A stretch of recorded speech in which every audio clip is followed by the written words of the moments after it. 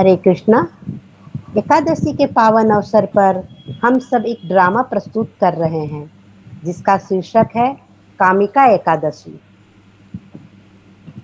जिसमें युधिष्ठिर का रोल की है मनोहारिणी माता जी और कृष्ण बने हैं राजीव बौंग महेश्वरी प्रभु जी। तुलसी महारानी बनी है सुषमा अग्रवाल माता जी और गणेश जी का रोल किए हैं महामंजरी माता जी और नरेटर का रोल मैं यानी रोहिणी कृपया देवी दासी कर रही हूँ। श्रावण मास के कृष्ण पक्ष में पड़ने वाली एकादशी कामिका नाम से जानी जाती है। यह व्रत सभी प्रकार के पापों को नष्ट करने वाली है। बहुत समय पहले की बात है।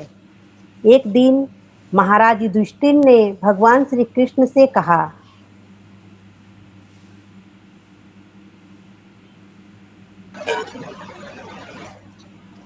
हे भगवान, श्रावण मास के पड़ने वाली एकादशी का क्या नाम है? इसका क्या फल मिलता है? इसका क्या महत्व है? कृपया मुझे बताने का कृपा करें।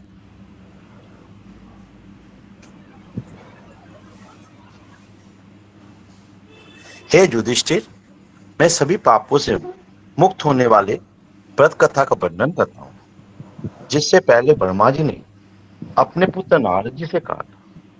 सावन मास के कृष्ण पक्ष की एकादशी का नाम कामिका है, जिसका केवल महात्मा सुनने से वाजपेयी यज्ञ का फल प्राप्त होता है।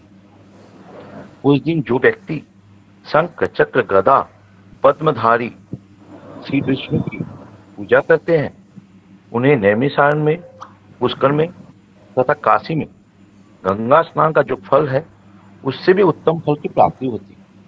अब तुम एकादशी व्रत की कथा का श्रवण करो।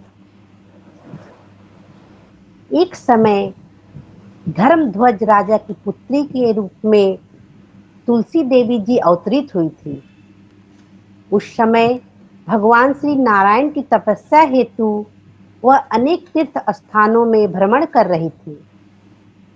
तब गंगा के तट पर उन्होंने भगवान श्री कृष्ण के ध्यान में मग्न श्री गणेश जी को देखा, जो अत्यंत सुंदर पीतांबरधारी शुद्ध और ध्यान मगन गणेश जी को देखकर तुलसी जी उन पर मोहित हो गईं और उनसे विवाह करने की अपनी इच्छा उनके समक्ष प्रकट की। गणेश जी की तपस्या भंग होने पर श्री गणेश जी बोले, हे देवी, आप कौन हैं? आपके यहाँ आने का क्या कारण है?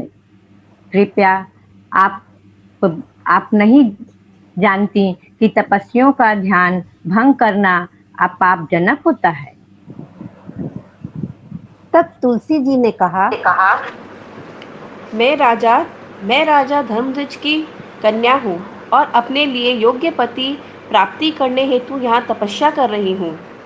आपको देखकर मैं आपसे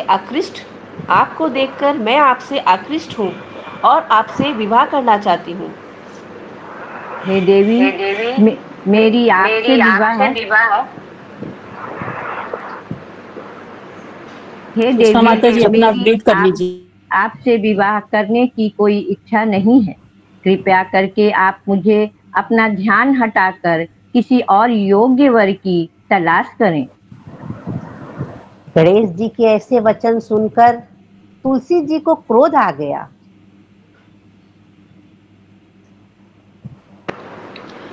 आप मुझसे विवाह नहीं करना चाहते?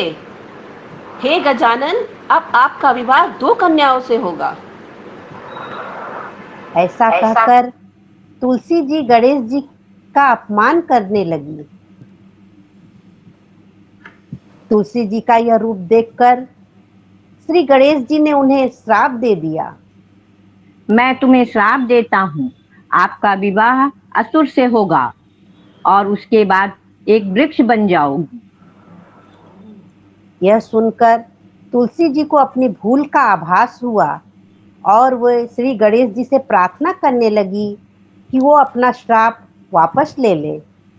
तब गणेश जी बोले, देवी, तुम भगवान नारायण का प्रिय बनोगी और समस्त मनुष्यों के लिए तुम्हारे द्वारा किया गया पूजन लाभकारी होगा, पर मेरे लिए तुम हमेशा त्याज्य रहोगी। आगे चलकर तुलसी जी असुर शंखचूड़ की पत्नी बनी और अनेक तप करके भगवान नारायण की प्रिया बनी और अगले जन्म में तुलसी के पौधे के रूप में प्रकट हुई। आगे भगवान श्री कृष्ण कहते हैं, जो व्यक्ति कामिका एकादशी के व्रत का पालन करता है और तुलसी मंजिल से श्री हरि की पृथ्वी के दान, बच्चे सहित गोदान के फल प्राप्त होता है। इस एकादशी को सर्वशुभतम माना गया है और पाप नाश करने में ये बड़ी प्रबल है। जय श्री हरि जय श्री विष्णु। हरि विष्णु। हरे कृष्णा हरे कृष्णा, कृष्णा हरे हरे, हरे राम राम राम हरे हरे।